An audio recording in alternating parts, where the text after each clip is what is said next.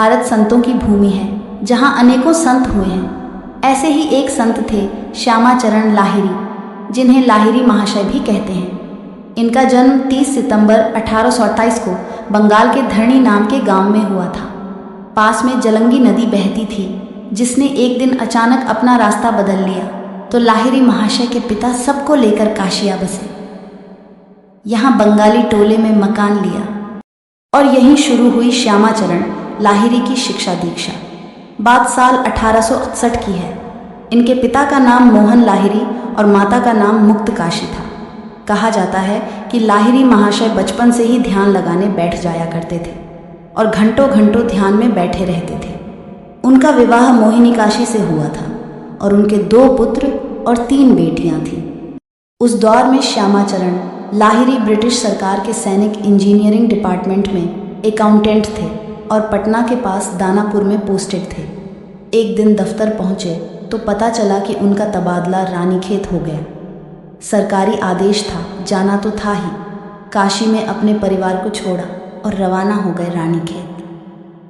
पहाड़ में कभी पैदल चले तो कभी कोई खच्चर मिल गया तो उस पर सवारी कर ली।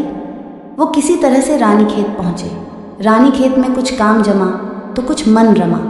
रोज सुबह टहलने चले जाते और हिमालय की खूबसूरती निहारते रहते। एक दिन वो द्रोणगिरी तक पहुंचे तो लगा कि जैसे कोई उनका नाम लेकर पुकार रहा हो। चारों ओर देखा मगर आवाज़ देने वाला कहीं कोई नहीं था।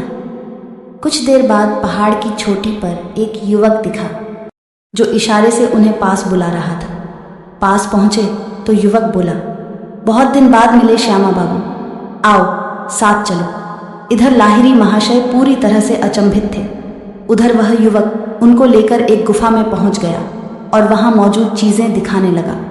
युवक जानना चाह रहा था कि क्या वो इन चीज़ों को पहचानते हैं। लाहिरी महाशय ने इनकार में सिर हिलाया और पूछा, पहले ये बताओ कि तुम मुझे कैसे जानते हो?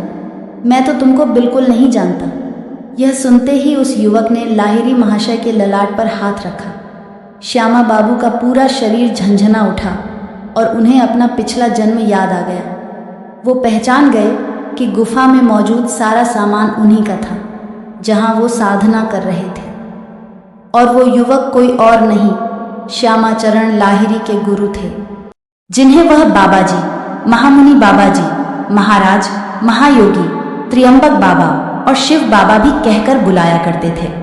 अपने गुरु जी के बारे में लाहिरी महाशय अपने शिष्य को बताया करते थे। लाहिरी महाशय द्वारा उनके गुरु बाबा जी ने दुनिया को क्रिया योग दिया। एक बार लाहिरी महाशय के शिष्यों ने बिना उन्हें बताए उनकी तस्वीर लेनी चाहिए, लेकिन तस्वीर में लाहिरी महाशय के अतिरिक्त बाकी सब आ गया। उन्होंने सोचा कि शायद कैमरे में कोई खराबी होगी। उन्होंने ऐसी कोशिश कई बार की, लेकिन हर बार उन्हीं की तस्वीर उसमें नहीं आती और बाकी सब आ जाता। फिर उनसे आज्ञा लेकर उनकी तस्वीर लेने की कोशिश की। फिर उस बार उनकी तस्वीर कैमरे में आई। 1895 की गर्मियों में बड़ा भीषण फोड़ा हो गया। कई महीनों तक वह उसकी पीड़ा सहते रहे। काशी में मौजूद शिष्यों ने बहुत कहा कि इलाज करा लें, ऑपरेशन करा लें, मगर वो नहीं माने। काशी के बाहर रहने वाले उनके बहुत सारे शिष्यों को उनकी पीड़ा का पता ही नहीं था। एक दिन अचानक बंगाल में उनके शिष्य पंचानन के सामने वह जा खड़े हुए और बोले, जल्दी से काशी चले आओ। उसी दिन उदयपुर में स्वामी प्रणवानंद के सामने भी ऐसा ही कुछ हुआ। इनके साथ साथ ऐसा ही और भी कई शिष्यों के साथ हुआ। सब लोग काशी पहुँचे तो देखा कि गुरुदेव अपने कमरे में बैठकर भागवत पाठ कर रहे हैं। यह पाठ कई दिनों तक चलता रहा। एक दिन वह उठे और बोले, मेरा काम अब खत्म हुआ, अब मैं अपने घर जा रहा हूँ। ये बात सुनकर शिष्य रोने लगे। लाहिरी बाबू बोले कि शोक मत करो, मैं शरीर त्यागने के बाद भी यहीं रहूँगा, तुम सबके बीच। यह कहकर उन्होंने पद्मासन लगाया और महासमाधि में लीन हो गए। वह दिन था गुरुवार और तारीख थी 26 सितंबर 1885। तो यह थी आज की रोचक कहानी। कहानी पसंद आए तो लाइक शेयर करें और चैनल को सब्सक्राइब करना मत भूलना। धन्यवाद।